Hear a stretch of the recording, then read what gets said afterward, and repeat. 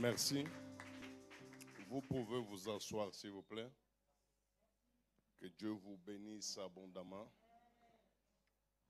Et je vais vous demander d'être vraiment attentif et d'éviter des mouvements susceptibles de déranger la manière de suivre la prédication.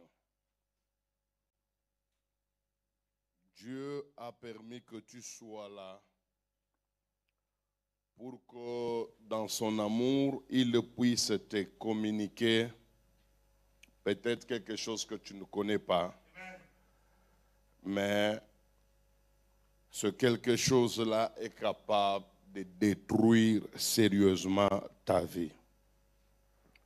Comme annoncé, notre enseignement à partir d'aujourd'hui porte sur la délivrance du monde des nuits.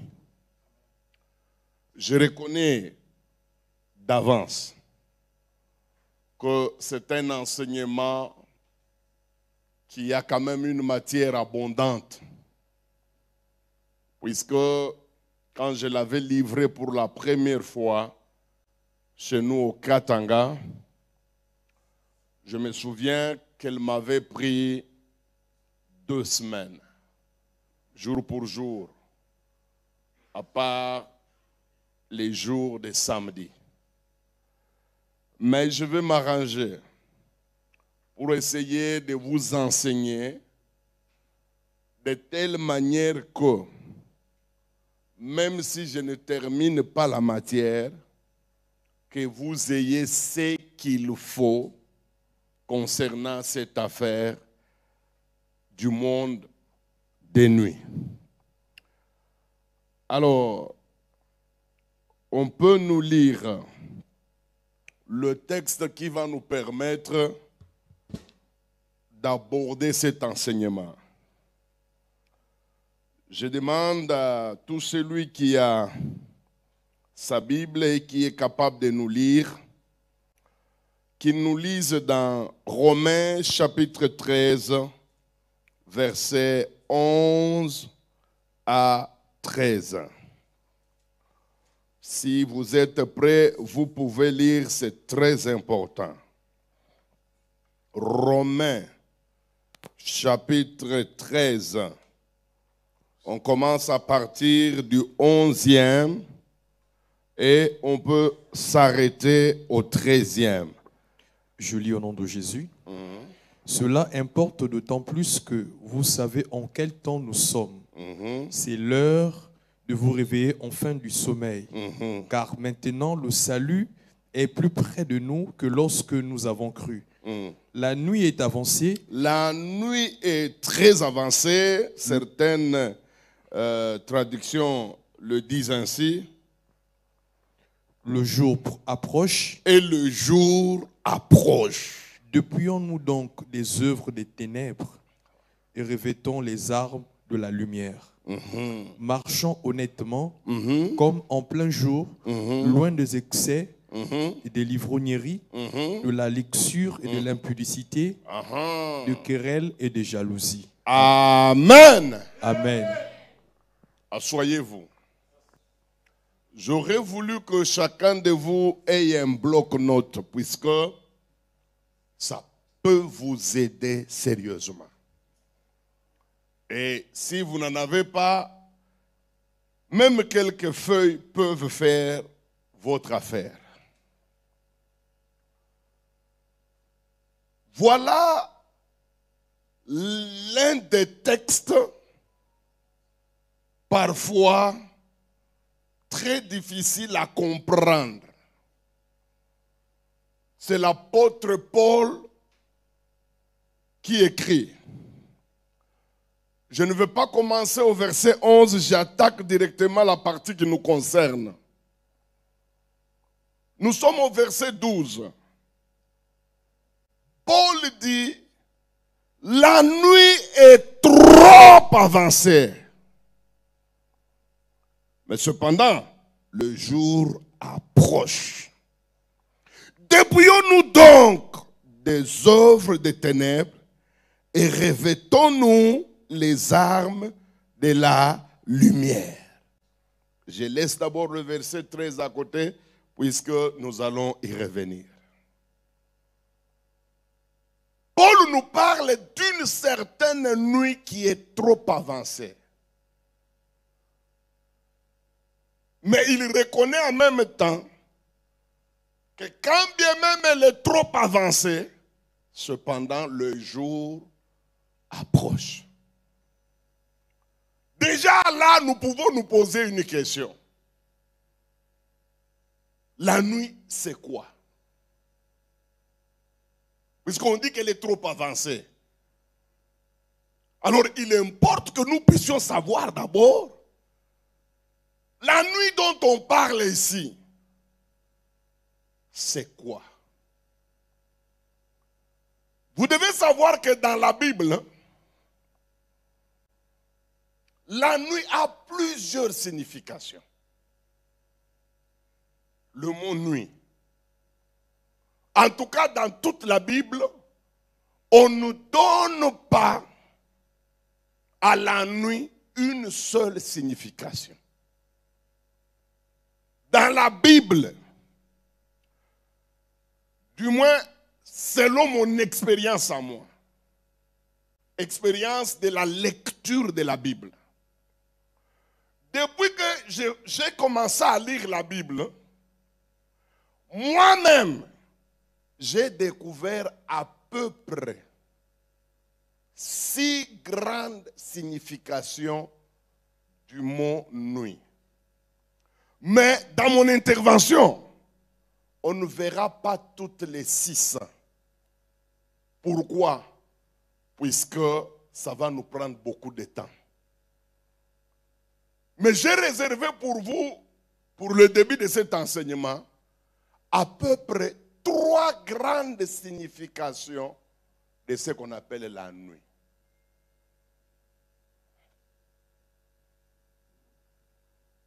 La première signification, c'est ce que les gens connaissent tous. Païens, chrétiens, bouddhistes, musulmans, on n'a pas besoin de lire la Bible pour comprendre la première signification du mot nuit.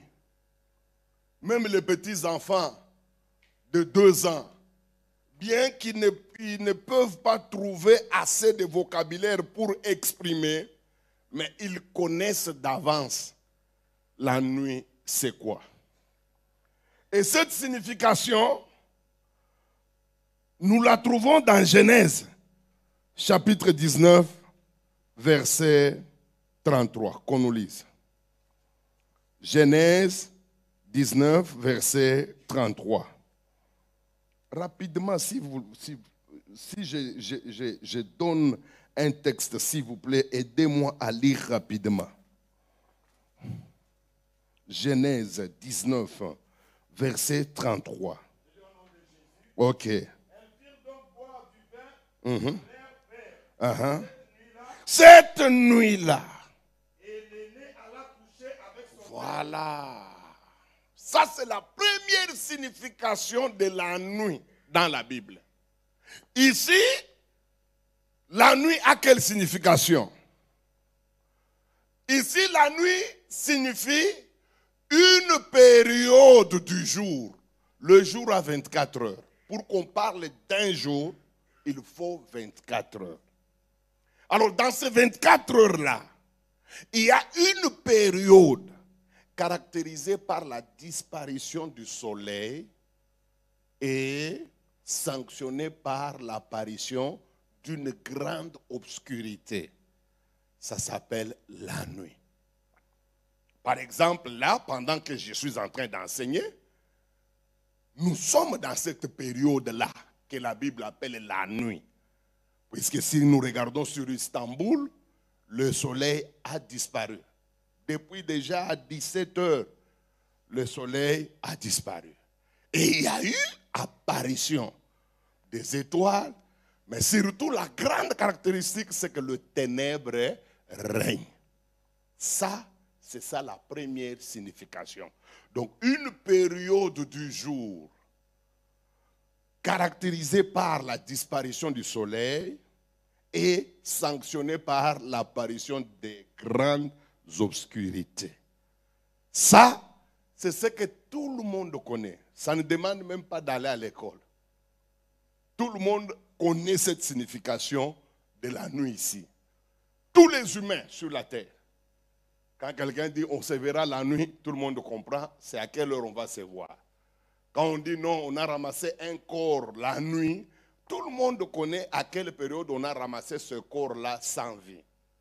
Quand on dit non, une fille a été enlevée et violée la nuit, les gens connaissent bien quand est-ce qu'elle a été enlevée, puisqu'ils savent que la nuit, c'est une période d'un jour, mais caractérisée par la disparition, le retrait du soleil et l'apparition des grandes ténèbres.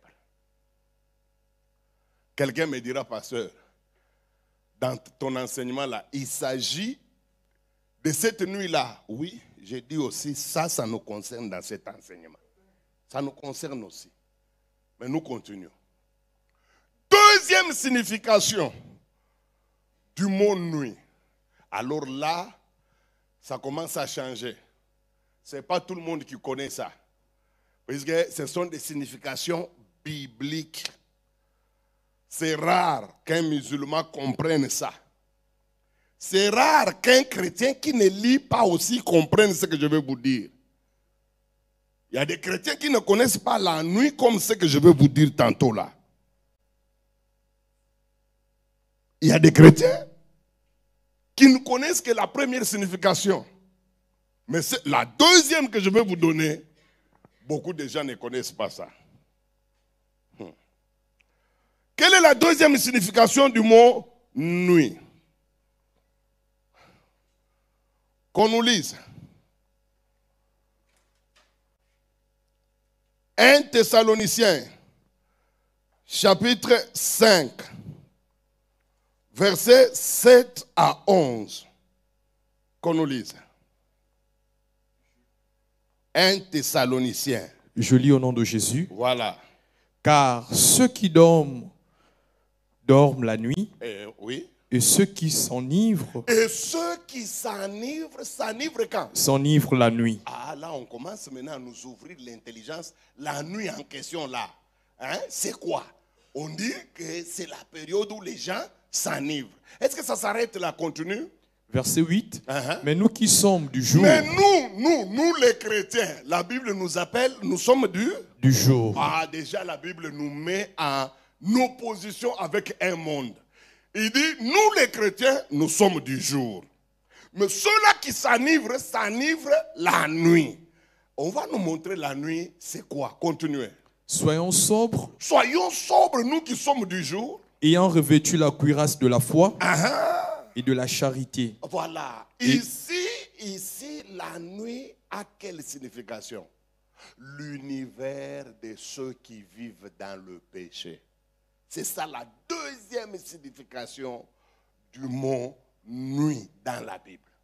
Si on dit que tu es de la nuit dans la Bible, on veut dire que tu es parmi les gens qui ont refusé le nom de Jésus et tu vis dans le péché. Et la Bible nous montre comment ces gens-là du monde de la nuit vivent. Et ce n'est pas moi qu'on nous lise. Et ayant pour casque... Non, allons-y.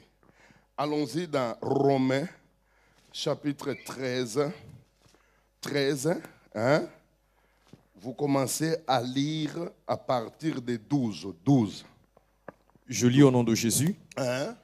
La nuit est avancée. Ah, la nuit est avancée. Maintenant, on va nous dire, cette nuit-là qui est trop avancée, c'est quoi? Allez au verset 13, 13 directement. 13, 14. Marchons honnêtement. Marchons honnêtement. Comme en plein jour. Comme en plein jour. Nous qui sommes les honnêtes, nous qui marchons avec Christ, nous sommes du jour, nous sommes de la lumière. Mais, continuez. Loin des excès. Loin des excès et des livrogneries. Et des livrogneries. Et de la luxure. De la luxure. Et de l'impudicité. Et de l'impudicité. Des querelles. Des querelles. Et des jalousies. Et des jalousies. Verset 14. Mais revêtez-vous du Seigneur Jésus-Christ. Revêtez-vous du Seigneur. Donc la Bible nous montre que les gens qui sont dans la lumière, qui sont dans le jour, ce qu'on appelle le jour dans la Bible, appartiennent à Jésus. Et ils vivent loin de la nuit qui est caractérisée par la luxure, l'ivrognerie, la jalousie, les querelles, le tribalisme. Tout frère, quand bien même il évolue dans notre église ici, Assemblée chrétienne internationale de Turquie, s'il est dans ces choses-là, il est dans le monde de la nuit. Ici, la nuit, sa deuxième signification, c'est que c'est le monde des pécheurs. Le monde de tous ceux-là qui s'enivrent. Le monde de ceux-là qui vivent en copinage. Le monde de ceux-là qui font des avortements. Le monde des querelleurs. Le monde des jalousies. Le monde des combats. Le monde des injures. Le monde là, la Bible appelle ça le monde de la nuit. Donc si tu es dans le péché, tu fais partie du monde de la nuit. Et si tu es dans la sanctification, la Bible dit, nous sommes les enfants du jour. Nous marchons dans la lumière. Alors la nuit, c'est le monde des pécheurs.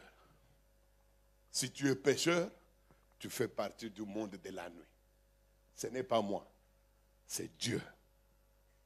Donc il t'appelle toi, la fille, le fils de la nuit. Troisième signification, et ça c'est encore plus fort, puisque ça, il faut être lecteur de la Bible. Personne ne peut connaître cette signification s'il n'est pas un chrétien. Et il n'a pas l'habitude de lire. Pour lui, il va rester seulement avec comme signification de la nuit ou une période du jour caractérisée par la disparition du soleil, avec comme conséquence l'apparition de l'obscurité. C'est tout ce que tu auras comme signification. Et c'est pourquoi quand bien même j'ai parlé de la délivrance du monde de la nuit, dans ta tête, tu n'as vu que la nuit soir. C'est tout ce que tu as vu. Or moi, je vais aller dans toutes les dimensions. Troisième signification de la nuit dans la Bible. Ici, c'est dans la Bible, ce n'est pas dans le dictionnaire. La nuit, c'est encore quoi? Qu'on nous lise.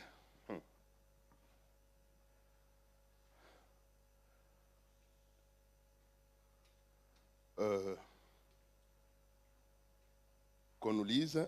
Nous sommes dans... continuez d'abord, commencez avec Genèse chapitre 5, versets 5 à 6. Non, pas Genèse. 1 Thessaloniciens, écoutez-moi s'il vous plaît, je me suis trompé, c'est 1 Thessaloniciens chapitre 5, versets 5 à 6. Nous allons découvrir avec vous une troisième signification du mot nuit. Je lis au nom de Jésus. Vous êtes tous des enfants de la lumière. Ah, écoutez, on dit aux chrétiens, c'est Paul qui s'adresse aux chrétiens. Il dit, vous les chrétiens, vous faites partie d'un monde qu'on appelle les enfants de la lumière. Ah, ok. Et puis? Et des enfants du jour. Et les enfants du jour. C'est que ceux-là qui sont dans le jour, ils sont éclairés par la lumière. Et ils vivent dans un monde de lumière. Ah. Bon, suivons la lecture. Nous ne sommes point de la nuit. Et donc il y a une catégorie de gens, il y a un camp. Des gens qui sont de la nuit. De la nuit. La Bible divise le monde en deux camps. De tous les hommes qui vivent sur la terre, il dit qu'il y a deux camps. Il y a un monde qu'on appelle monde du jour caractérisé par la lumière. Et puis il y a un autre monde. Ce monde-là, il est de la nuit. Continuez. Caractérisé par quoi? Par les ténèbres. Par les ténèbres. Ici maintenant, la nuit prend une dimension très spirituelle, une signification très cachée que beaucoup de gens ne connaissent pas. Ici, la nuit, c'est quoi? Ici, la nuit, c'est un camp spirituel, puisqu'il y a deux camps dans le monde spirituel. La Bible dit qu'il y a le royaume des lumières et il y a le royaume des ténèbres. Mes amis, je vais vous poser une question. Qui a déjà vu ce royaume-là avec ses yeux? Personne, hein? Donc la nuit, dans cette Bible, la nuit signifie un camp spirituel appelé royaume des ténèbres et caractérisé par le ténèbre spirituel. Et le jour, nous pouvons déjà définir le jour, bien que ça ne nous intéresse pas pour le moment dans cet enseignement. Le jour, c'est aussi un camp spirituel invisible qui est composé des gens qui vivent selon la lumière de Dieu. Et les deux camps-là s'affrontent toujours. Au-dessus de nous ici, il y a deux camps. Il y a des esprits mauvais. Il y a des hommes mauvais. Ce ne sont pas seulement les esprits mauvais. Quand je parle de ces camps-là, ne pensez pas que ce sont des humains uniquement. Non. Il y a tout. Puisque c'est spirituel. Et les humains ont l'esprit humain. C'est pourquoi ils font partie de ce monde-là. Si ils ont un esprit vivifié, ils sont du côté du royaume des lumières. Et leur esprit évolue là-bas. S'ils ne sont pas sauvés, ils sont sorciers. Ils font partie du deuxième camp, spirituel, invisible. Et c'est cette nuit qui est très dangereuse. Je ne dis pas que les deux premières nuits ne sont pas dangereuses. Même la nuit que nous vivons, la nuit physique, la nuit ici, elle est déjà dangereuse. Puisque c'est cette nuit ici qu'on va cambrioler certaines maisons. Pourquoi ils ne l'ont pas fait pendant le jour? Puisqu'ils seront attrapés. Donc, toutes les nuits que je viens de vous donner, toutes les trois dimensions des nuits, très dangereuses pour les chrétiens. Mais la plus farouche, la plus terrible, c'est la troisième signification là. Le camp spirituel caractérisé par le noir, où règnent complètement les œuvres des ténèbres. Et ces deux camps se battent sérieusement pour contrôler l'homme. Et j'aimerais vous dire, et le royaume de Dieu, et le royaume de Satan, ils se battent tous pour contrôler la nuit. Mes amis, il y a des combats que vous ne pouvez pas imaginer qui se font dans le monde des esprits pour avoir le contrôle de la nuit. Alors ici, nuit, toutes les trois significations. Les anges de Dieu veulent avoir le contrôle de toutes les nuits en Turquie. Toutes les nuits. Dieu veut s'assurer que c'est lui qui a le monopole. Satan aussi de son côté ne lâche pas. Il veut à tout prix que toutes les nuits du monde jusqu'à la fin du monde soient contrôlées, soient estampillées par son cachet. Il veut ça. Quelqu'un me dira, pasteur Esdras, pour quelle raison les deux royaumes se battent pour contrôler la nuit? C'est simple. Toute journée commence par une nuit. impossible d'avoir ce qu'on appelle le jour sans que ça ne commence par une nuit.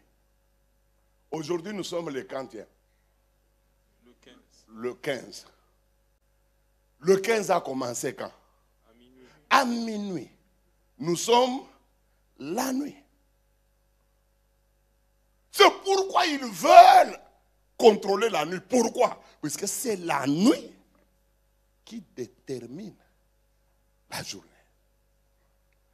Celui qui a vaincu la nuit sera vaincu toute la journée. Raison pour laquelle dans ma vie, 90% de mes prières, je les fais la nuit. Et regardez Jésus, hein, toute sa vie, je n'ai jamais, en tout cas, j'ai lu la Bible, peut-être je peux me tromper, peut-être, puisque les erreurs sont humaines. Mais j'ai lu la Bible plusieurs fois. Je n'ai jamais vu Jésus en train de faire une prière personnelle pendant la journée. Jamais. Jamais. Jésus n'avait que 2 moments où il priait trop.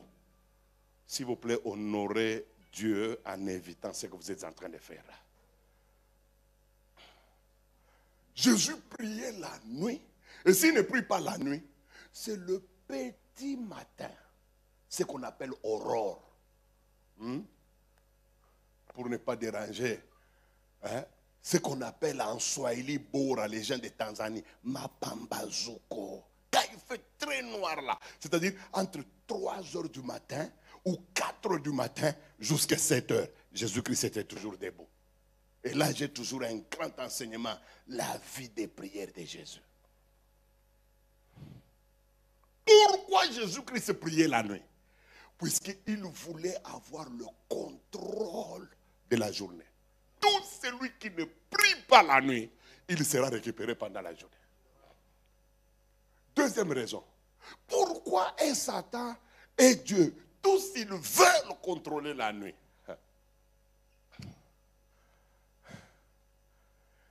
C'est puisque tous les grands événements du monde,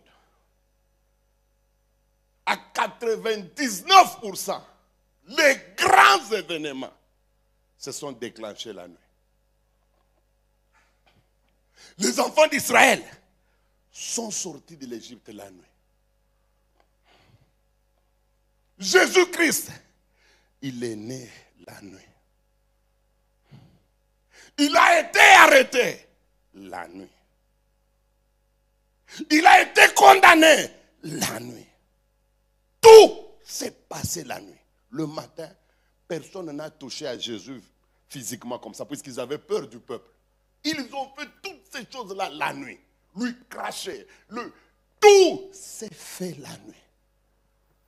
Les grandes... Savez-vous que 70% ou 70% des habitants de la terre sont nés la nuit? Moi-même qui vous parle ici, je suis né à minuit. C'est ce que ma mère m'a dit. Et 80% des gens meurent la nuit. Il est rare de voir quelqu'un qui meurt à 10 heures. Il est rare de voir quelqu'un qui meurt à 14 heures. Souvent, c'est toujours la nuit. Et c'est pourquoi même nos communiqués nécrologiques, c'est toujours, nous vous annonçons. D'ailleurs, on le fait la nuit, les communiqués. Et ils parlent de la nuit. Nous vous annonçons la mort des frères Gérard, mort survenue dans la nuit de...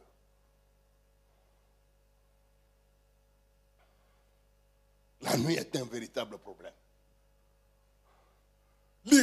Tous les coups d'État du monde, presque, à part quelques rares coups d'État comme au Burkina Faso, où Sankara est mort entre 16h et 17h, tous les grands coups d'État se sont faits la nuit. Le coup d'État de Mobutu, la nuit. Le coup d'État contre Mariam Ngouabi, la nuit. Kadhafi a renversé le roi la nuit. Même les grandes attaques des rebelles, ça commence toujours la nuit. Alors toi, pourquoi tu peux jouer la nuit? Les Chinois ne construisent que la nuit. Il n'y a que vous les Africains qui construisez à 12 heures avec un béton qui c'est pourquoi nous avons des problèmes. Et ils connaissent l'importance de la nuit. Tous les grands crimes du monde, les grands crimes, se sont faits la nuit. Et aussi les grandes victoires, la nuit. Jésus a mangé sa dernière sainte scène, la nuit, la nuit, la nuit. Judas est allé trahir Jésus, la nuit, la nuit, la nuit. Vous croyez que c'est un hasard pour que vous veniez avec la journée? D'ailleurs, toutes les informations qu'on vous donne pendant la journée sont fausses. Le véritable, c'est celle qui se passe la nuit. Tu vois, pendant la journée, on vous dira, bonjour, Monsieur Macron a visité le marché central de Kinshasa. Mais c'est la nuit qu'il va rencontrer Tshisekedi. Ça c'est pendant la journée. Il a salué les mamans des marchés. Les grandes choses se diront la nuit. Et ça ne sera pas dit à la télévision. On vous dira, rien n'a filtré de cette rencontre. Et même pour dire cette phrase, il faut avoir l'autorisation de dire qu'il y a eu une rencontre la nuit. Sinon, même cette phrase-là peut te coûter cher. Pourquoi Dieu veut contrôler la nuit? Puisque c'est pendant la nuit que les activités démoniaques atteignent leur niveau paradoxal. La Bible dit, la nuit vient où personne ne travaille. Ça, c'est la première chose. C'est la Bible qui dit ça. La Bible dit encore, ceux qui s'enivrent et ceux qui font l'impudicité le font là, ce n'est pas moi. C'est la nuit que les activités démoniaques prennent des allures phénoménales. C'est pourquoi vous allez voir qu'il y a une grande différence entre la prostitution du jour et la prostitution de la nuit. La prostitution du jour, on est un peu bien habillé, un peu. Même si on a une petite jupe, elle arrive un peu au genou. La nuit, là on tient un poteau, on est, comment on appelle, string, parce que c'est la nuit. Il faut qu'on mette sa volume. Toutes les mauvaises choses du monde atteignent leur niveau paradoxal la nuit. C'est pourquoi même l'idiotie de la journée et l'idiotie de la nuit, il y a une grande différence. Regarde par exemple les choses que tu fais la nuit, dans les rues ici.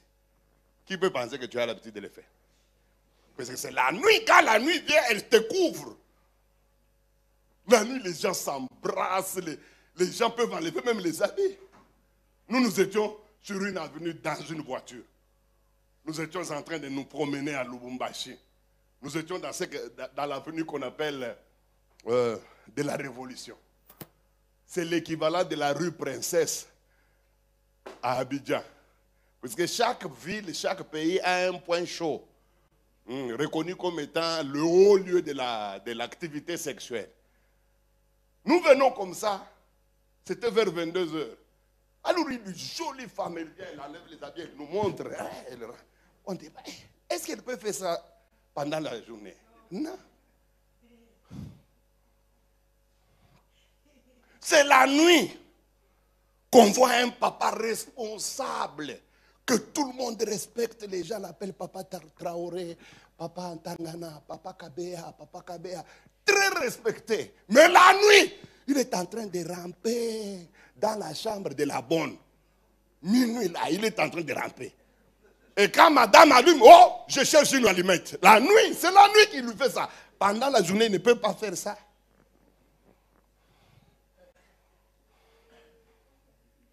Écoutez, ce qui va te faire mal.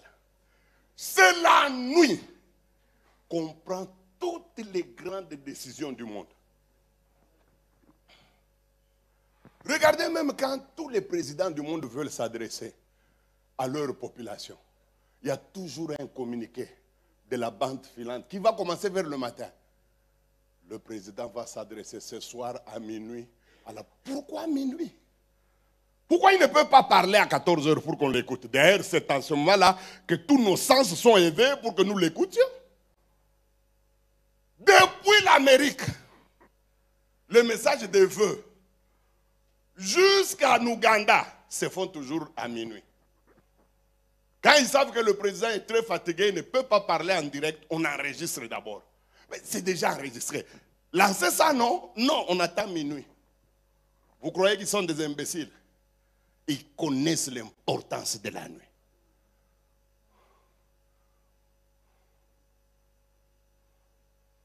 Je parle un peu de notre pays. Kassaboubou est à la maison en train de dormir. Le haut commandement s'est déjà réuni le 24 avril, le 24 décembre, novembre plutôt, en train de fêter la victoire qu'il y a eu sur les rebelles et tout. Mais vite, la réunion se transforme. Comment vous trouvez ces civils ici? Oh non, ils ne savent pas diriger le pays. Déjà à 23 heures, le régime doit tomber. Kassaboubou n'est pas au courant, il dort. À minuit, on entend déjà à la télévision, Congolaises et Congolais. Ici, le colonel, vous connaissez, qui vous parle depuis Léopoldville. En effet, le haut commandement militaire a pris la nuit. Ne dormez pas, frère. Ne dormez pas. Tous les frères là qui dorment trop la nuit, vous ne pouvez pas faire face au royaume des ténèbres. Je vous dis, le royaume des ténèbres, il est bizarre. Vous savez, tout ce qui s'est passé aujourd'hui en Turquie, ça a été décidé la nuit. Les accidents qu'il y a eu, toutes les mauvaises choses que vous avez vécues aujourd'hui, leur bilan là, ça a été décidé la nuit. C'est la raison pour laquelle Jésus-Christ se réveille. Et remarquez, hein, Paul priait toujours la nuit. Il s'est levé avec Silas à minuit. Ils ont commencé à prier. Et vous connaissez ce qui s'est passé. Si vous ne vous réveillez pas la nuit, vous aurez des problèmes très sérieux. Nous avons défini la nuit. Nous avons donné les raisons qui font que les deux royaumes cherchent à contrôler la nuit. Maintenant, allons. Quand la nuit arrive, elle apporte toujours avec elle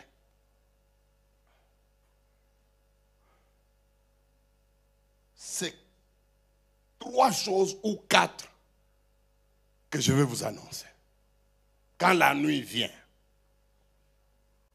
surtout la nuit physique, elle s'amène toujours avec ces 4 choses.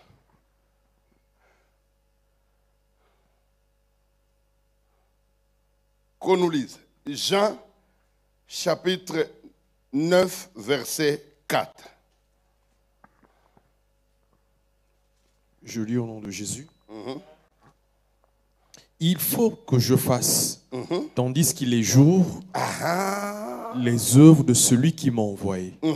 La nuit vient où personne ne peut travailler. Répète, la nuit vient où personne ne peut travailler. Première chose que la nuit amène, cessation d'activité. C'est Jésus lui-même qui reconnaît. Il dit, voici la nuit vient.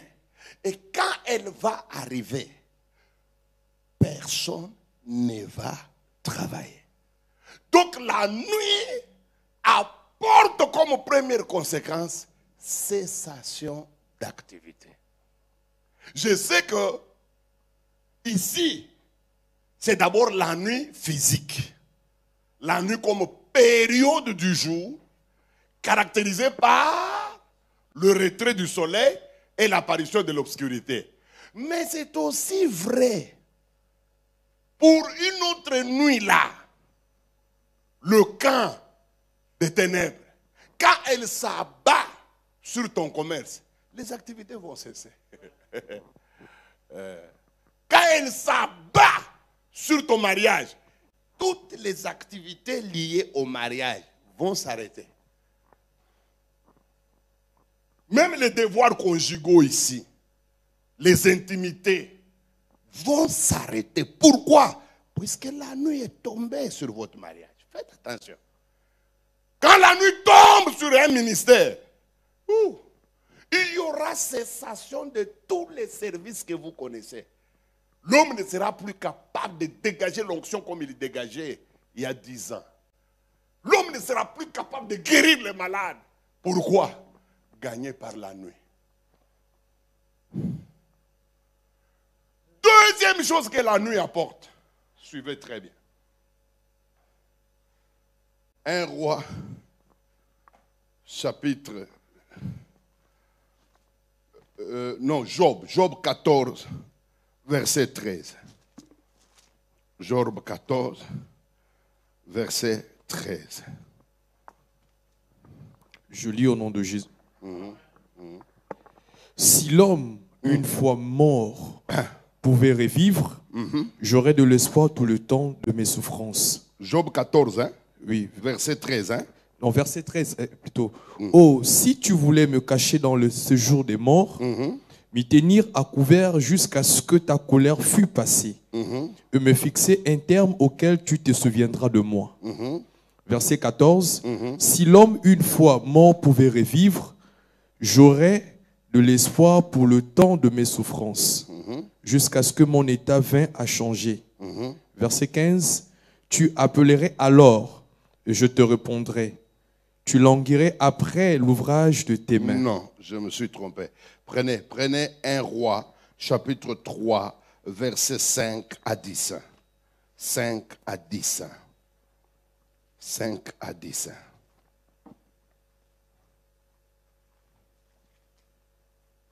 Un roi, chapitre 3, versets 5 à 10. Je lis au nom de Jésus. À Gabao, l'Éternel apparut en songe à Salomon pendant la nuit. Pendant la nuit. La nuit. Et Dieu... Ah, c'est fini, c'est ce que j'ai cherché. Troisième chose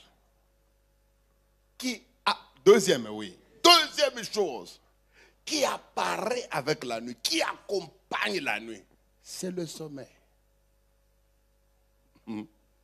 Salomon, quand la nuit est arrivée, première conséquence, il a dormi. On ne peut pas parler de la nuit sans sommeil. Dans tous les deux mondes, même dans la nuit comme étant camp spirituel, vous pouvez dormir. C'est comme ça que vous avez dormi depuis que vous êtes arrivé en Turquie. Vous étiez fort dans des prières. Quand vous étiez encore au pays, des jeunes, vous étiez très engagés. Depuis que la nuit de Turquie est tombée sur toi. D'abord, tu pries rarement. Parfois, quand tu commences à prier, tu te retrouves en train de dormir sur les lits, en train même de baver. C'est le sommeil, ça arrive. Personne ne peut entrer dans une nuit sans rencontrer le sommeil. C'est partout dans le monde. Quand la nuit vient, le sommeil.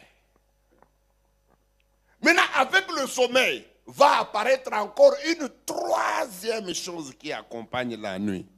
Ah, Seigneur Jésus, aide-nous à comprendre ces choses, surtout aux enfants de la cite. Qu'ils comprennent que les nuits ne sont pas aussi simples qu'ils le pensent. Les nuits sont faites de mystères, je vous dis. J'ai dit, avec la nuit, première chose, il y a cessation d'activité. Deuxième chose qui accompagne toute nuit, ce sont les sommeils. Même si tu résistes, tu prends des drogues, tu peux tenir jusqu'à 2 heures du matin, mais à un certain moment, tu vas commencer à somnoler. Fini, tu es gagné par la deuxième chose de la nuit. Maintenant, troisième chose. À partir du moment où le sommeil te gagne, il y aura une troisième chose qui vient toujours de la nuit. C'est quoi? la Bible nous parle des songes ou bien des sorties de notre esprit. Ce n'est pas moi qui l'ai dit. C'est ta Bible qui l'a dit.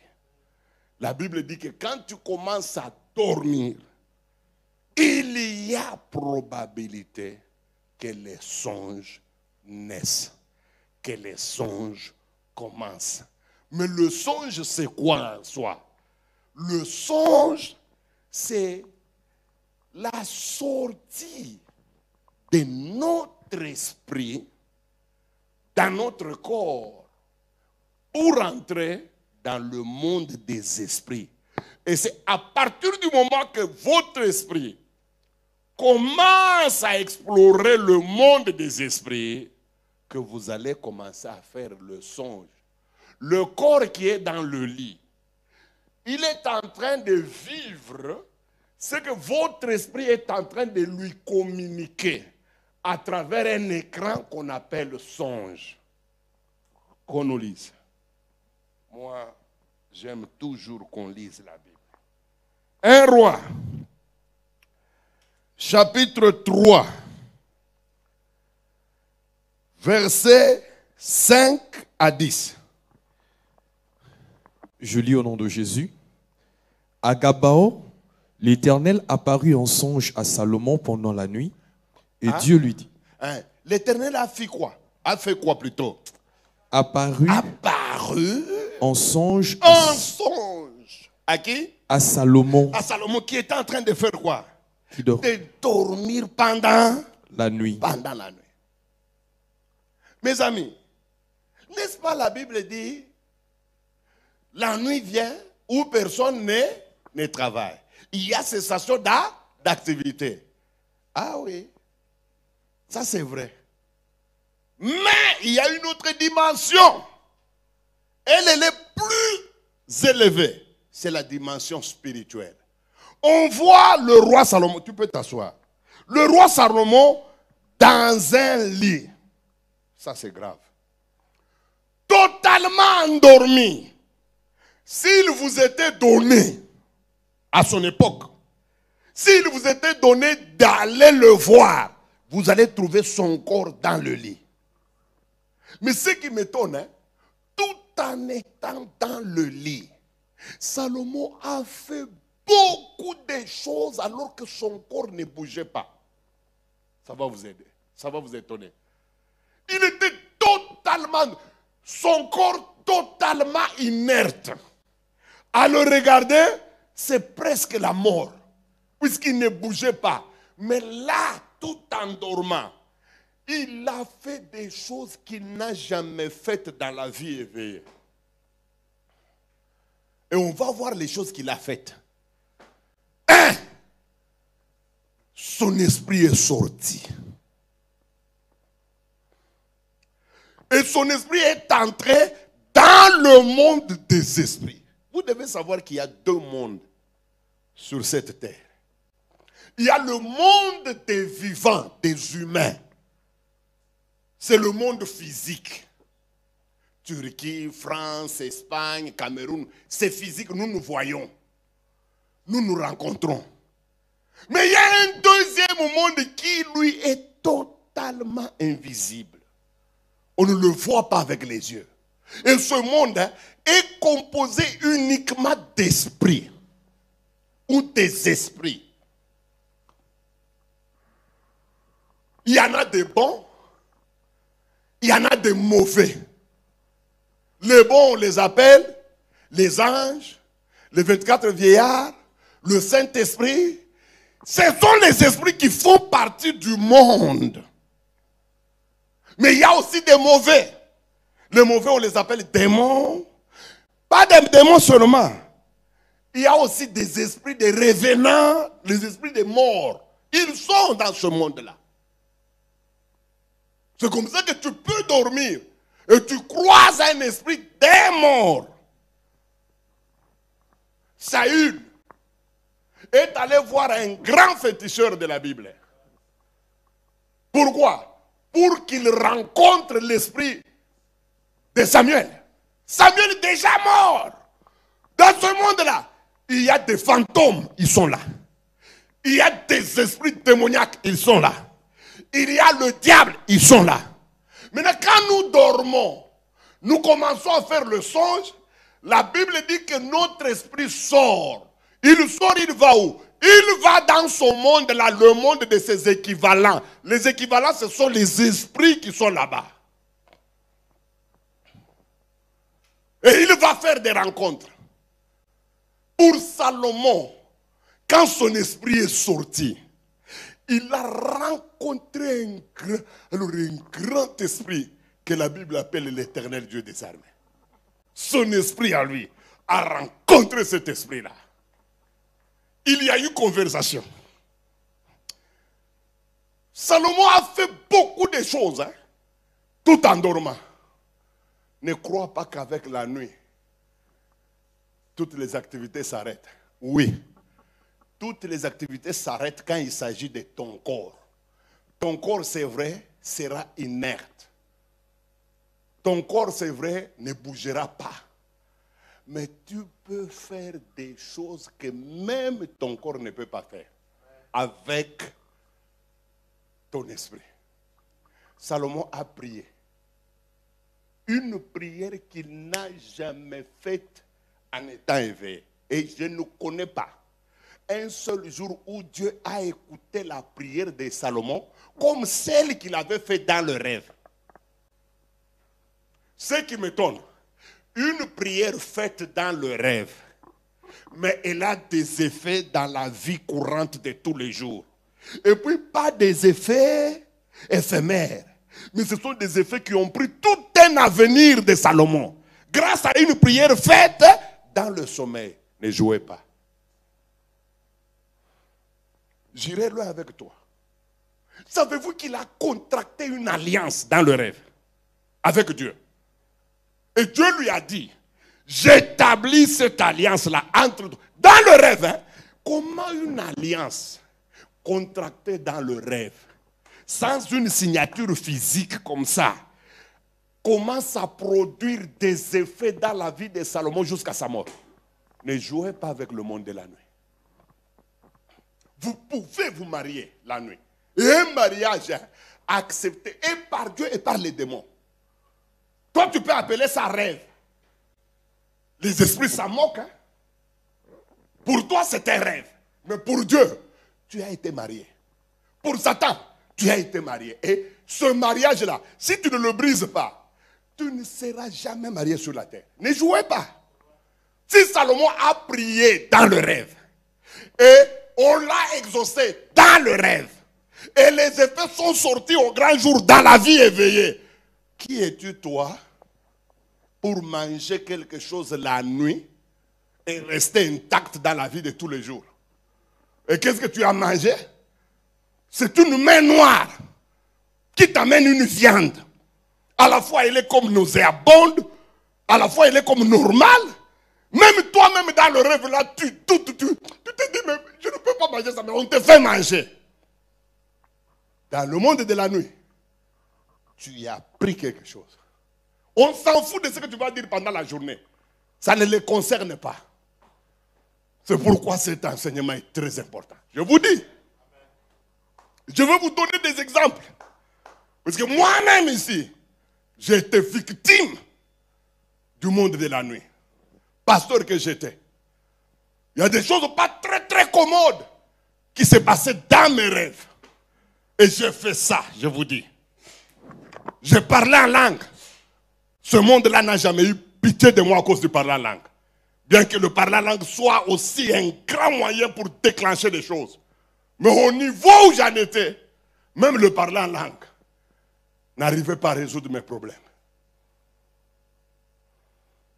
Quand nous dormons, c'est vrai, les activités s'arrêtent. Mais il y a notre esprit qui ne s'arrêtera jamais. Et d'ailleurs, c'est quand notre corps s'arrête que l'esprit devient plus actif.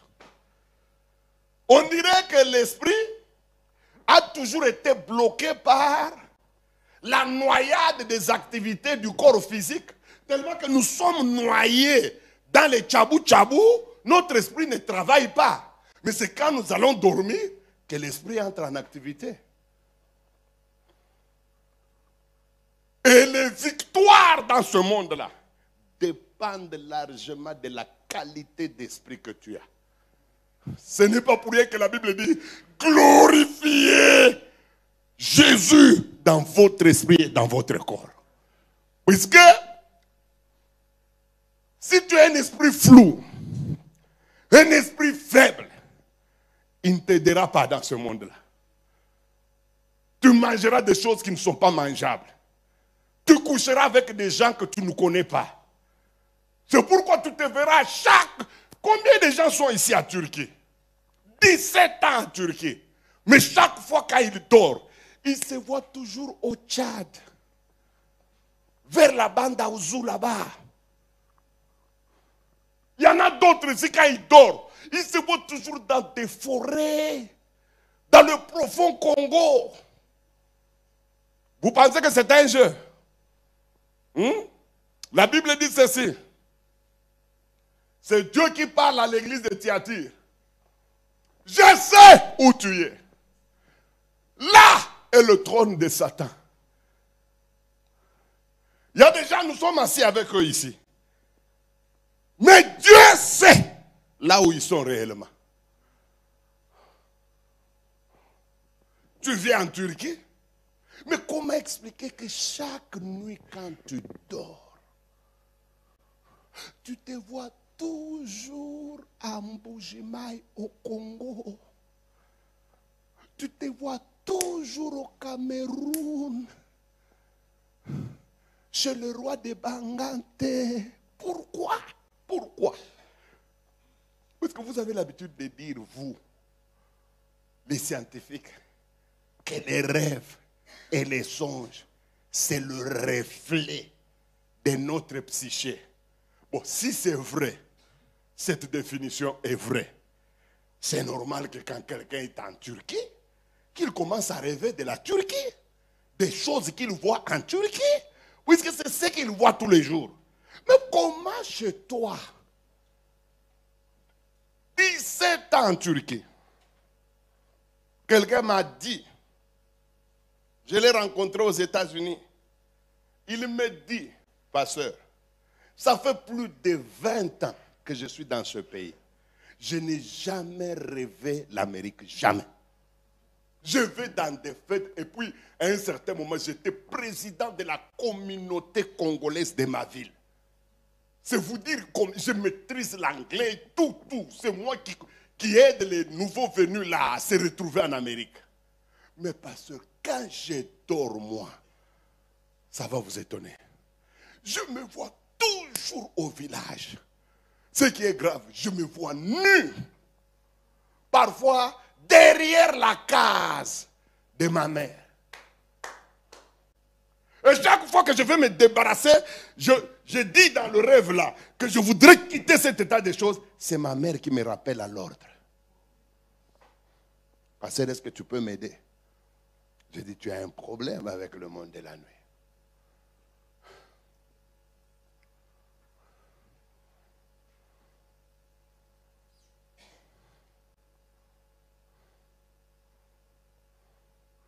Donc quand notre esprit sort,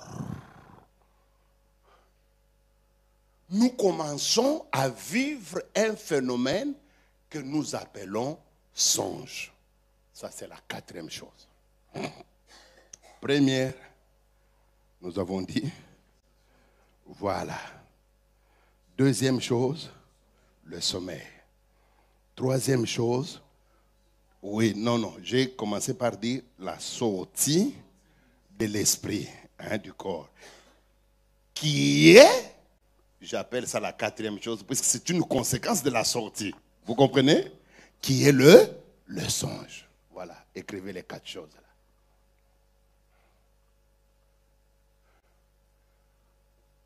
là. Et un songe peut détruire une vie, tout comme il peut construire un avenir.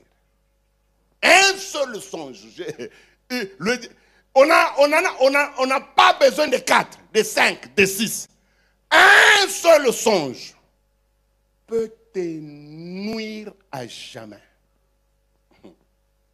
Et un seul songe aussi peut te faire entrer dans la gloire. Joseph, c'est 2 songes seulement, 2 songes dans sa vie qui ont tout changé. Un jour, le garçon dort.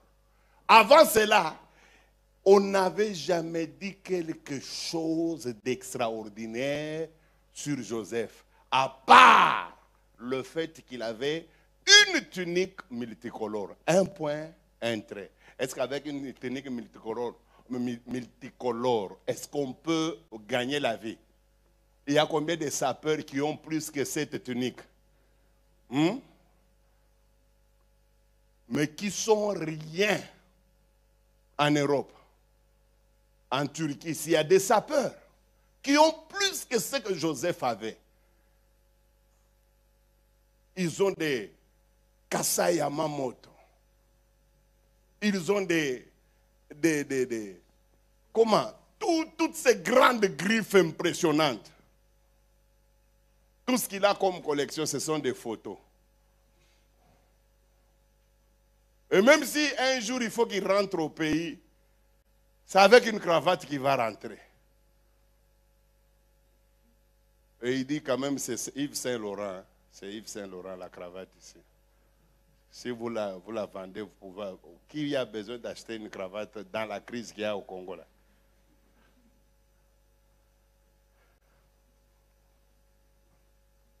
Mais Joseph a connu 2 rêves qui ont complètement bouleversé sa vie.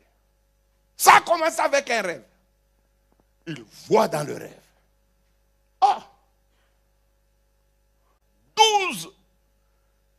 11 gerbes qui viennent se prosterner devant la sienne là, au milieu du champ. 2 jours après, il voit 11 étoiles avec un soleil et la lune.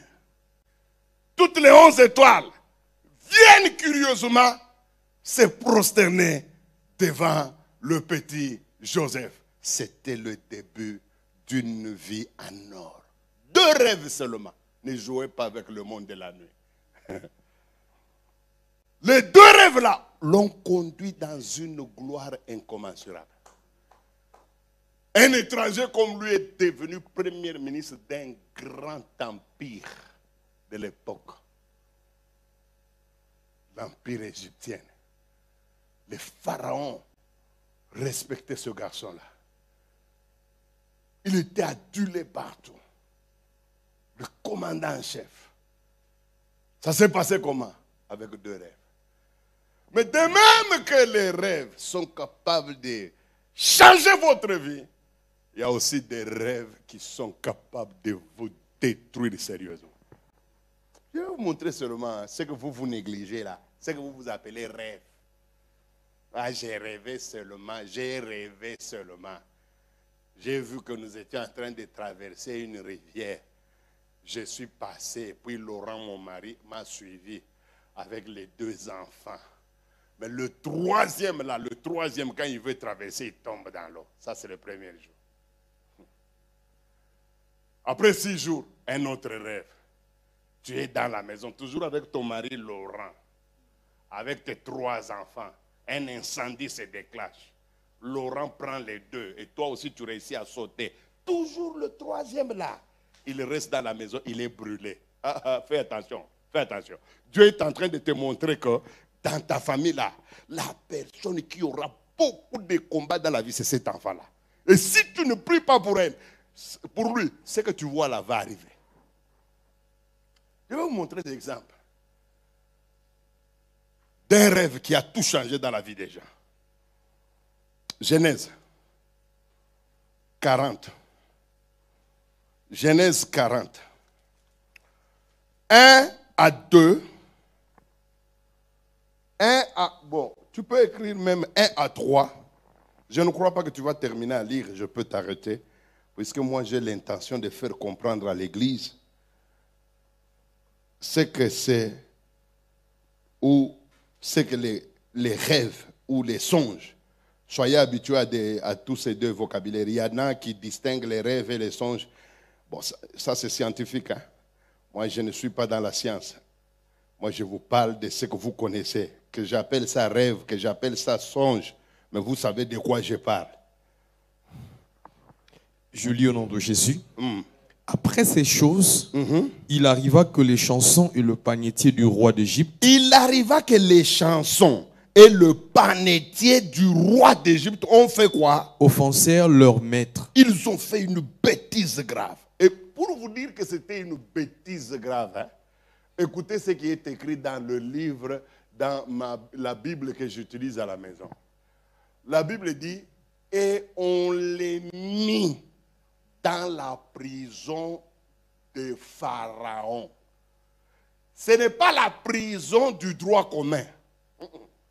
On les a mis dans la prison politique. C'est ce qu'on appelle, c'était des prisonniers politiques. Et Potiphar avait fait la même chose. Hein. Et ce n'est pas pour rien que Potiphar avait pris Joseph.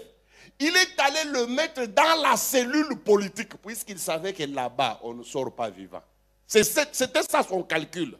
Si je le mets dans la même prison que les prisonniers de Pharaon, je suis sûr que ce garçon ne sortira pas vivant. Mais à notre grande surprise, Pharaon n'a jamais commandé, n'a jamais donné l'ordre de tuer Joseph. On ne sait pas pour quelle raison, mais on sait que Dieu était derrière. Ces gens ici étaient ce qu'on appelle des prisonniers politiques. Et d'ailleurs, ce n'étaient pas des prisonniers politiques faussement. Puisqu'il arrive que les dictateurs piègent leurs victimes. Hein?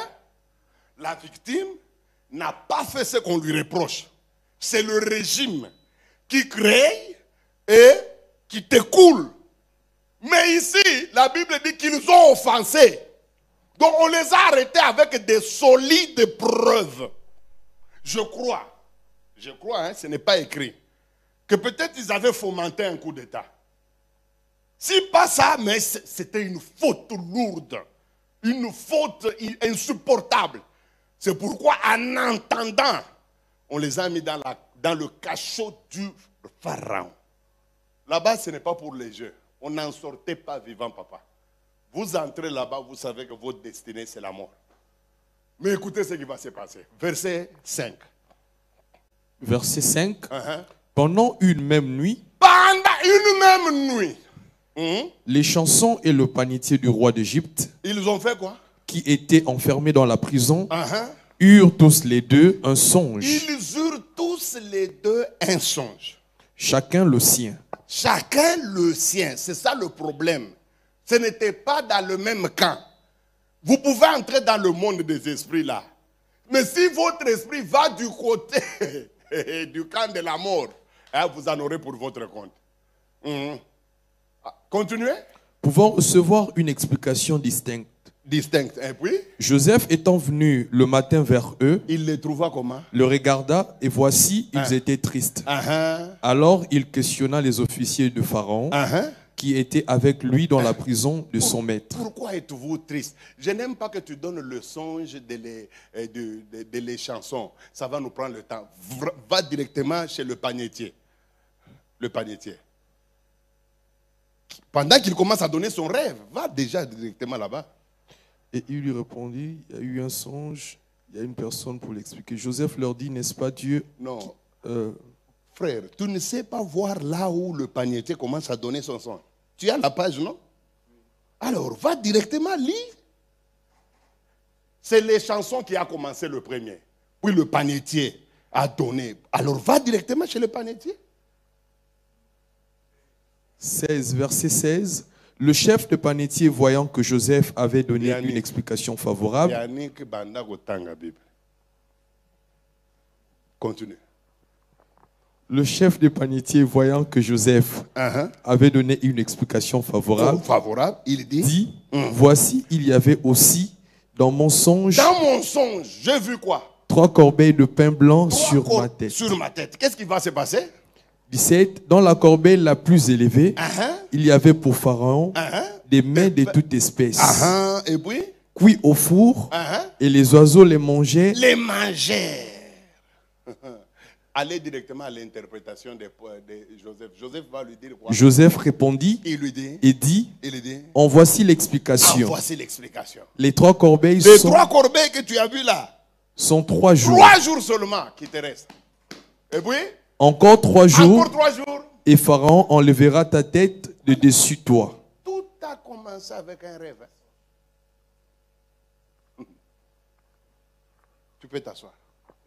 Voilà 2 officiers coupables, tous. Coupables d'une faute lourde, on ne sait pas laquelle. Mais tout ce qu'on connaît, c'est qu'elle était assez lourde pour les amener dans la cellule privée de Pharaon, attendant la mort. Ils ont vécu là-bas beaucoup de jours, beaucoup d'années. Pharaon n'avait jamais pris une décision. Mais voilà une nuit. Je vous ai dit que la nuit s'amène toujours avec 4 choses. Cessation d'activité, sommeil, sortie du corps et puis songe. La Bible dit pas 2. Une nuit. Comment 2 personnes ayant fait la même bêtise, restant dans la même cellule, dormant l'un à côté de l'autre. Ils avaient rempli toutes les conditions. Jusque-là, ils étaient égaux. Même nuit, même lit, même sommeil. Mais, quand le sommeil a commencé, les choses ont changé. L'un a vu dans le rêve, son esprit est sorti. Et son esprit a commencé à voir le monde des esprits. Et dans le monde des esprits, on va communiquer à son écran qui est le songe. Il va commencer à voir quelque chose. Il voit quoi? Il voit que Pharaon est assis. Il commande du vin. Et curieusement, c'est lui qui vient pour le servir. Il a commencé à servir jusqu'au petit matin. Toujours dans la même scène. Il n'y avait pas de différence de place. Même cellule, même endroit, même lit. Celui-ci fait un rêve. Mais son rêve, c'est que son esprit est sorti. Il est allé du côté des camps noirs. Le camp où il n'y a pas la lumière. Et là, il voit quoi? Il se voit avec 3 corbeilles sur la tête, dont l'une était plus élevée que les autres, dans laquelle il y avait des pains, il y avait beaucoup de choses à manger, des aliments à Pharaon. Mais curieusement, il voit des gros oiseaux. Les oiseaux sont toujours très dangereux dans la Bible.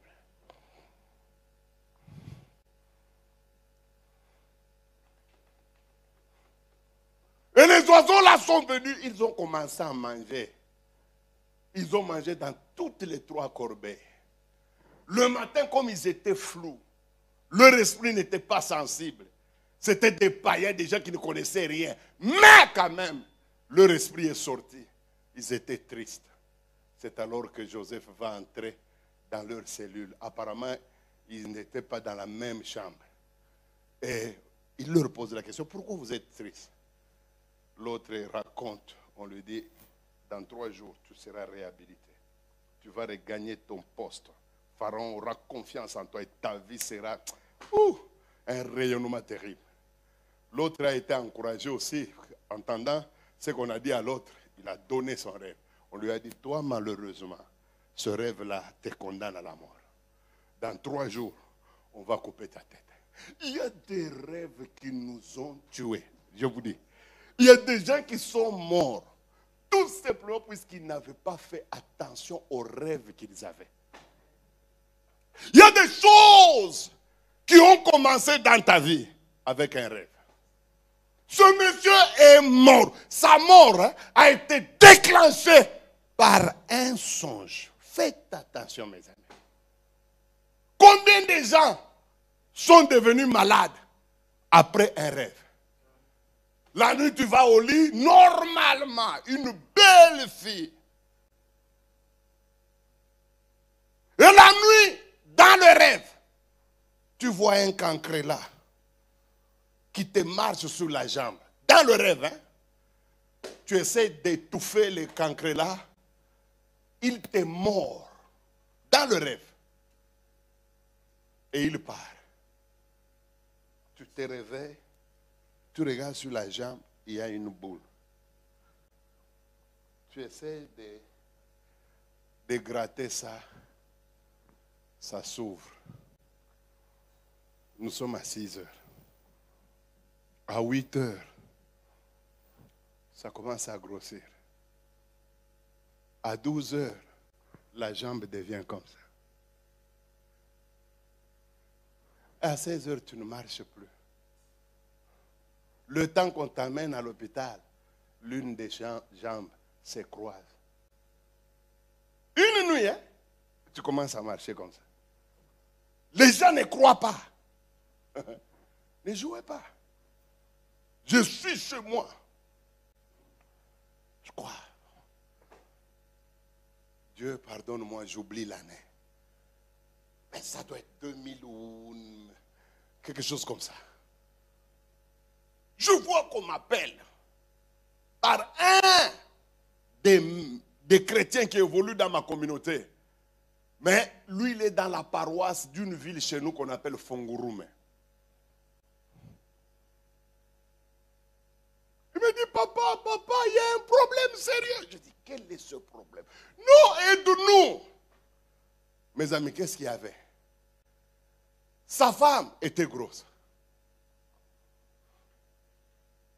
La grossesse a évolué et l'a mise au monde sans aucun problème. Comme chez nous, souvent les gens font 5 jours à la maternité. Le 5e jour, la femme est sortie. Il y a eu des réjouissances, on a dansé, le bébé était beau, le bébé... Non, c'était un joli bébé mignon. Je ne sais pas, 2 semaines ou 1 mois après, la femme est en train de dormir. Son mari a Fongurume, lui, elle à Lubumbashi. Elle est en train de dormir avec son bébé. Son bébé qu'elle a eu dans sa jeunesse, son tout premier, puisqu'elle était primipare. Elle voit dans le rêve, puisque son lit était face à la fenêtre. Dans le rêve, elle voit son oncle, l'oncle de la femme, qui s'amène avec une maman. Mais la maman faisait partie toujours de la famille. La maman est armée d'une arc avec une flèche. Et l'oncle avait une lance. Elle dormait et elle le voyait dans le songe. Elle les entendait parler. La femme dit à l'oncle, le bébé est là. Laisse que je lui lance la flèche pour qu'elle meure. L'oncle dit non. Au lieu de tirer sur le bébé, tire directement sur la femme elle-même. Il faut qu'elle meure. C'est alors que cette maman-là a pris la flèche et l'a lâchée. La flèche est sortie, elle a transpercé la fenêtre et elle est allée tout droit dans le sein gauche. Tiens! La femme me dit, hein, dans le rêve là, elle a eu des vives douleurs, vous voyez? C'est comme si elle vivait l'événement en live, alors que c'était un rêve. Pendant qu'elle rêvait que la flèche est entrée dans le sein, les deux là ont commencé à rire. Ce n'était pas un rire, mais ils ricanaient. Un peu comme des hyènes là. Des rires bizarres. Et puis ils ont disparu. Et la femme se réveille. Elle regarde à la montre. Il est minuit. Elle regarde le sang. Il y a le sang qui coule. Une flèche reçue dans le sommeil, mais qui a des effets immédiats, physiques, et directement, une douleur a commencé à l'envahir. De minuit à 6 heures, elle a souffert une douleur inouïe. Et le sein prenait du volume. Elle appelle les membres de sa famille. Quand les membres rentrent, ils trouvent que le sein avait été vraiment très, très engrossé. C'était très, très gros. Et l'autre est resté petit. Le temps qu'on la prenne, qu'on la mette dans un taxi pour l'amener aux cliniques universitaires de Lubumbashi, mes amis, elle était incapable de marcher. Tant le sein pendait. Elle avait des problèmes, c'était devenu gros. Une fille d'à peu près, une femme d'à peu près 18 ans, c'était son premier accouchement. Elle pouvait avoir honte de laisser ses seins à la portée de tout le monde. Mais la douleur était tellement vive qu'on la soutenait par tout le monde, même le taximan. Mais qu'est-ce que tu vas dire puisque tu ne peux rien faire? Mes amis, on l'amène aux cliniques universitaires. Déjà, ça commençait à devenir vert. De minuit, hein, à 10 heures, quelque chose, 10 heures ou 9 heures, déjà, une partie du sein devenait vert. On entre, on fait les examens. Le diagnostic, cancer en phase terminale. Non, même sa maman est tombée, elle a dit, la mienne ne peut pas mourir comme ça. On appelle David, son mari. C'est son mari qui m'appelle. Papa Esdras, au nom de Dieu, même si tu es en train de faire quoi que ce soit, je t'en supplie, ne m'abandonne pas. J'ai déjà suivi ton séminaire sur l'activité du monde de la nuit. Ce qu'on vient de me dire, papa, aide-moi. On ne va pas me libérer aussitôt ici à la société. Il faut des démarches pour convaincre afin que je monte. J'ai dit, je n'ai pas de problème. C'est quoi? Il me donne la scène. Il me dit, ma femme est mourante. On lui a jeté une flèche la nuit. Et le diagnostic est tombé aux cliniques universitaires. Cancer de sein en phase terminale. On n'avait même pas encore terminé à parler. Lui-même, il change d'avis. Il dit non, pasteur, au lieu que toi tu ailles à aux cliniques universitaires là, je leur donne l'ordre qu'ils te rejoignent là où tu es. Je dis, ça m'arrange. Qu'ils viennent. Ils ont loué un taxi.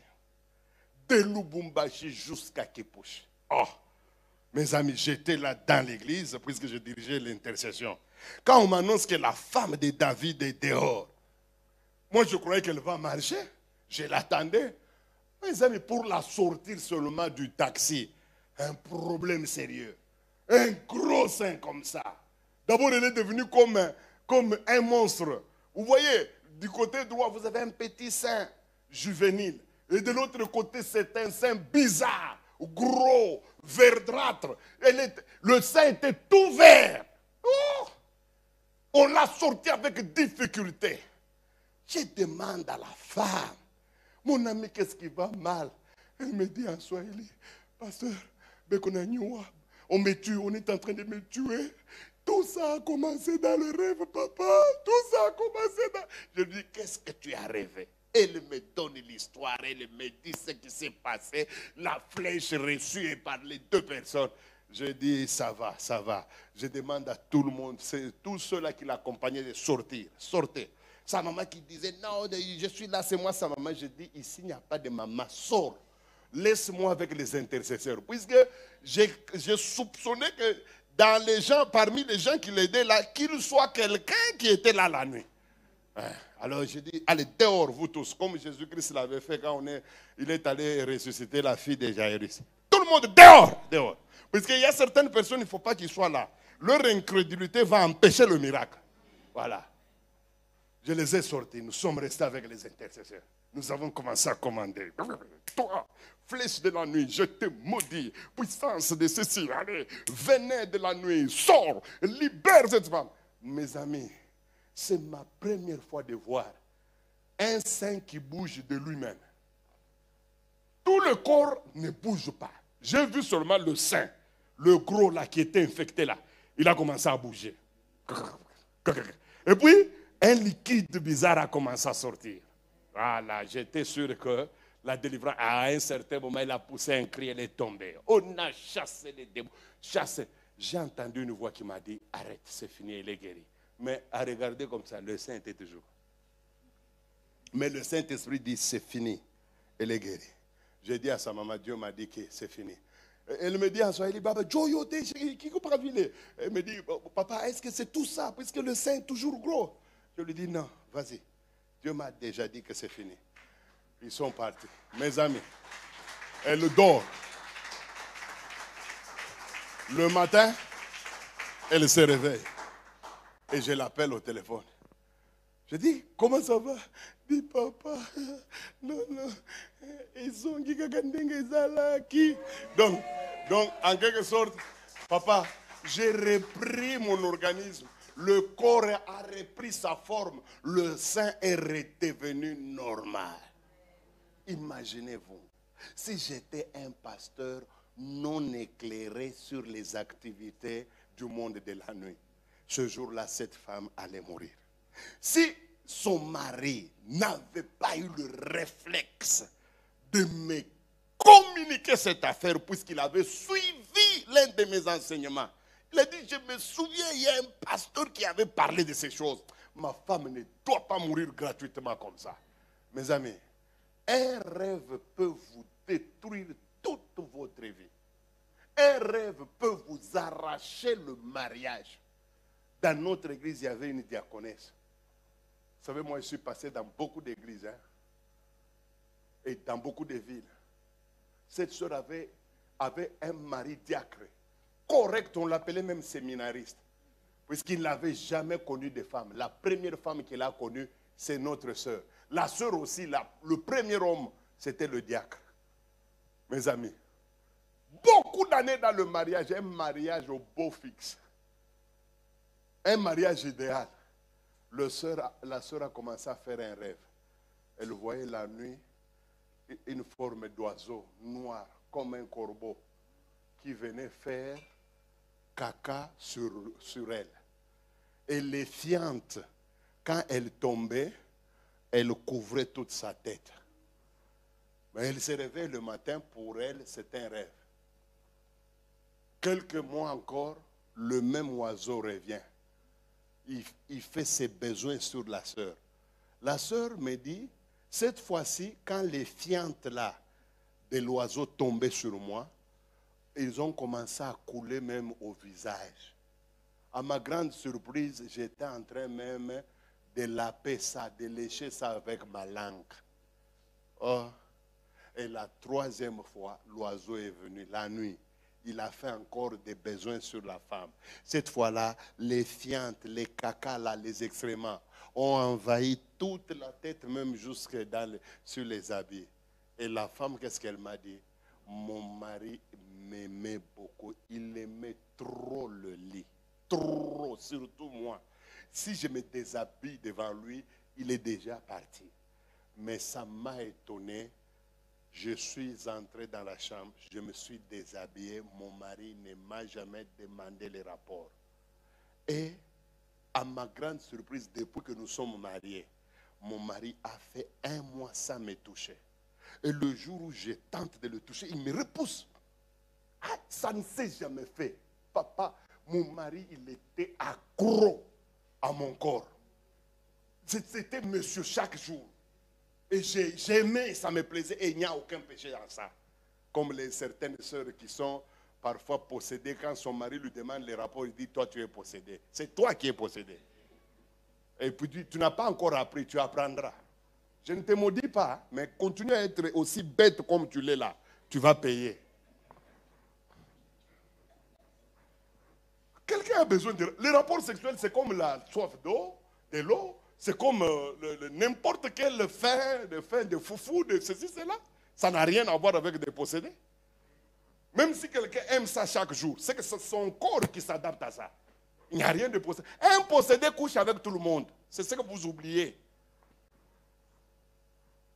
Et puis surtout des gens comme nous, qui restons avec une seule femme. Comment voulez-vous que je puisse rester comme ça? Suis-je fou? Nous sommes en activité.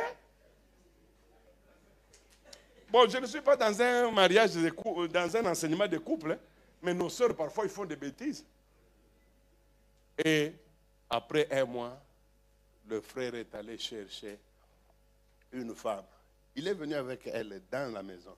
Il lui a dit, à partir d'aujourd'hui, sache que vous serez à deux. Toi, ta chambre est là, moi avec ma femme, c'est ici. Elle vient accuser à l'église, le frère dit, je quitte l'église. Pour que nous ne le poursuivions pas. C'est comme ça qu'il a quitté. La sœur a fait ça.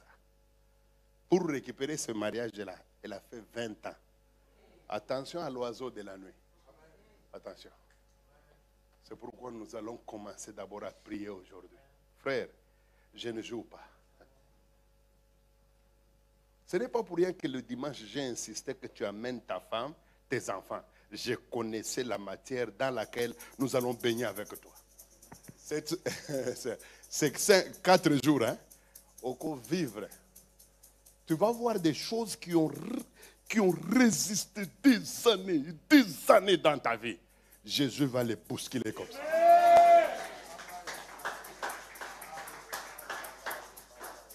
C'est pourquoi nous allons nous tenir debout.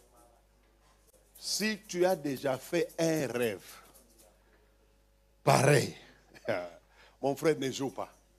Commence déjà à détruire puisque les conséquences sont incalculables. Ma soeur, je ne joue pas. Si tu t'es déjà vu marié dans un rêve, alors que tu es célibataire ou tu es encore marié, mais tu te vois dans le rêve marié à une autre personne, moi je suis sûr que tu ne termineras pas ta vie dans ce mariage. Nous allons entrer dans une prière terrible. Alors je crains de crier, hein?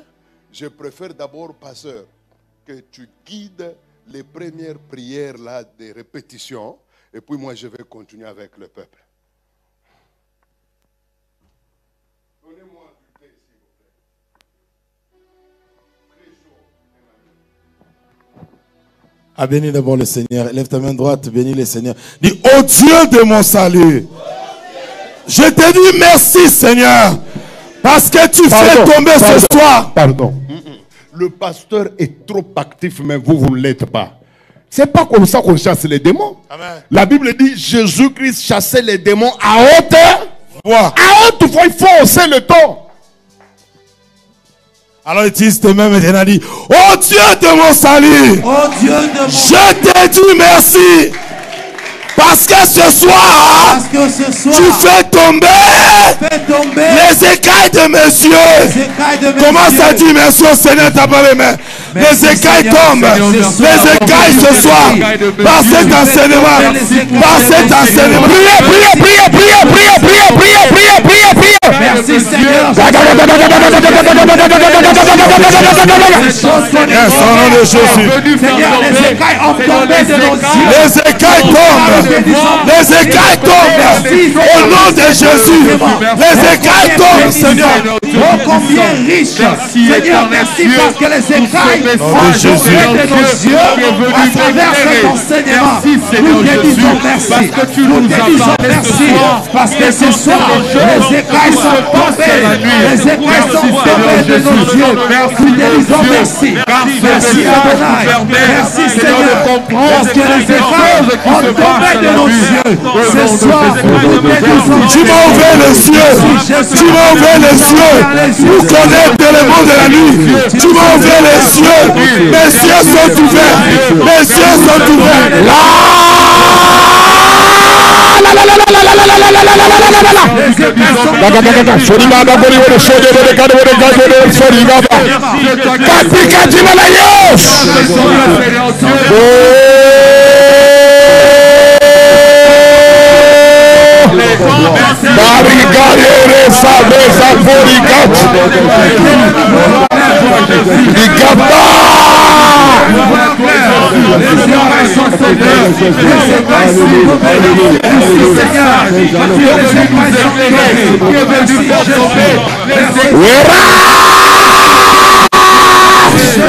Merci Jésus-Christ de Nazareth.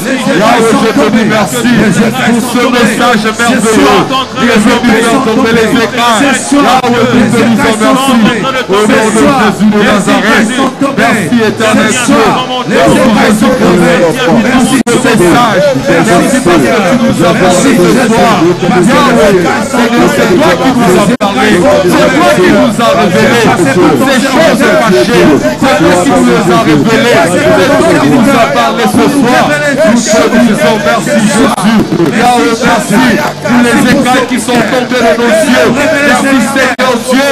Car la Bible déclare que Dieu parle d'une manière si seigneureuse. Seigneur, merci parce que tu nous as parlé.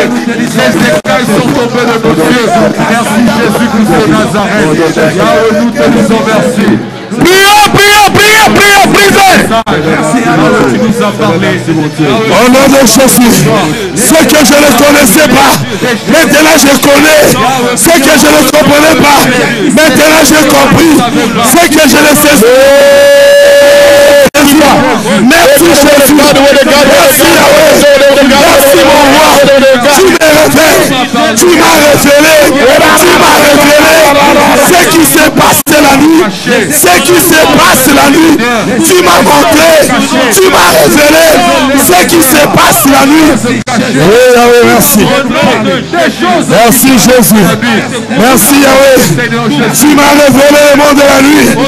Tu m'as montré le monde de la nuit. Tu m'as révélé le monde de la nuit. Oh Yahweh. Au nom de Jésus. Maintenant, écoutez. Tu vas entrer dans la prière d'autorité pour détruire tout ce qu'on a décidé dans le monde de la nuit concernant ta vie ici en Turquie. Peut-être tu as déjà fait une demande de visa dans un autre pays européen. Mais il y a déjà une décision dans le monde des ténèbres que tu n'obtiennes pas. Peut-être tu prépares ton mariage. Mais il y a déjà une décision, vous n'allez pas vous marier. Il y aura des problèmes, vous allez vous séparer. Nous allons entrer avec autorité dans ce monde-là pour briser et détruire tout ce que le monde de la nuit a décidé. Prions, prions, prions. Au nom puissant de Jésus, Seigneur, je viens de détruire, Seigneur, toute décision qui a été prise contre ma vie, Seigneur, sur le monde spirituel, toute décision qui a été prise contre ma vie, Seigneur, contre mon élévation, contre mon succès, contre ma réussite, Seigneur, ce soir, j'annule cela, je détruis cela, au nom de Jésus. J'annule cela, j'annule cela, au nom de Jésus, au nom de Jésus, contre mon vie, contre mon mariage, contre mon élévation, contre ma stabilité, contre mon établissement, ce soir, je viens de détruire. Au nom de Jésus, nakomona Yesu, nakomona Yesu, nakomona Yesu, toutes les décisions, tout projet de Dieu, les volontés de moi, qui ne peuvent pas de la vie, contre ma vie, contre ma famille, contre mes projets, au nom de Jésus, au nom de Jésus, au nom de Jésus, au nom de Jésus, que c'est la tombe de mon roi, que c'est la tombe de mon roi, que c'est la tombe de mon roi, toutes les décisions diaboliques, toutes les décisions diaboliques, je viens néantir cela, je viens néantir cela, je viens néantir cela, décision de soirée, ma joie pour mon foyer, pour la joie de mon Sava, pour la caméra mon Dieu, je viens depuis cela, je viens depuis cela, je viens depuis cela, au nom puissant de Jésus, au nom de Jésus, que cela soit détruit, que cela soit détruit, que cela soit détruit, que cela soit détruit, que cela soit détruit, que cela soit détruit, que cela soit détruit, que cela soit détruit, au nom de Jésus, la pauvre le nom, la souffrance, nazoboya malwa nyonso projet de mabe bakosala mondenge contre pilanga na mboka oyo ya baarrestation je refuse au nom de Jésus, au nom de Jésus, au nom de Jésus, je refuse projet de mabe mon Dieu ma vie à moi nanga je refuse au nom de Jésus, au nom de Jésus, au nom de Jésus, au nom de Jésus, projet de mabe mon Dieu Nicolas Pilanga nyonso balobaki nazotemelango au nom de Jésus, au nom de Jésus, au nom de Jésus, projet mabe esongela bango moko retrait spirituel au nom de Jésus nabezongela bango moko bazala nord bazala sud bazala est bazala ouest esongela bango au nom de Jésus, au nom de Jésus, au nom de Jésus, au nom de Jésus, projet de mabe de roi nazokwe sango au nom de Jésus, au nom de Jésus, au nom de Jésus, ma plan de ce métier, ma bongisaki le roi, contre mes proches, contre la Canada, au nom de Jésus, au nom puissant de Jésus, au nom puissant de Jésus. Au nom de Jésus, au nom de Jésus, au nom de Jésus, au nom de Jésus, au nom de Jésus,